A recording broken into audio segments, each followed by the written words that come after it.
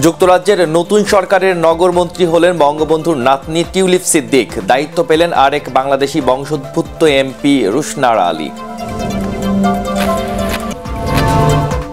নদ নদীর পানি কমতে শুরু করায় দেশের সার্বিক বন্যা পরিস্থিতির কিছুটা উন্নতি। দুর্গত এলাকায় বিশুদ্ধ পানি ও খাদ্যের সংকট। এবং পদ্মা সেতু দিয়ে ঢাকা যশোর রুটে শিগগিরই শুরু হবে রেল চলাচল।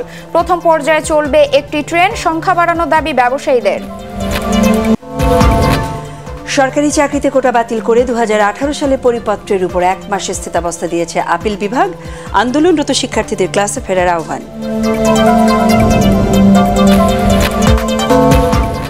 কোটা সংস্কারের দাবিতে কাল বিকেল 3:30 থেকে সারা দেশে গুরুত্বপূর্ণ পয়েন্টগুলোতে ব্লকেট কর্মসূচি ঘোষণা। বিক্ষোভ অবরোধে রাজধানীর জনজীবন অচল, চরম ভোগান্তিতে নগরবাসী। বাংলাদেশের উন্নয়ন অভিযাত্রায় চীনের সহযোগিতা অব্যাহত থাকবে জানালেন প্রেসিডেন্ট শি জিনপিং। 21টি সমঝোতা স্মারক এবং 7টি ঘোষণাপত্র সই।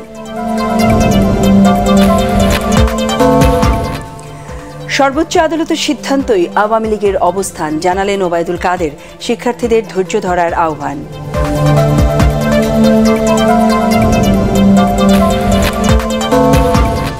এবং ফাঁস করা প্রশ্নে নিয়োগপ্রাপ্তদের শনাক্ত করে চাকরিচ্যুত করার পরামর্শ জনপ্রশাসন বিশ্লেষকদের। গডফাদারদেরও আইনের আওতায় আনার দাবি।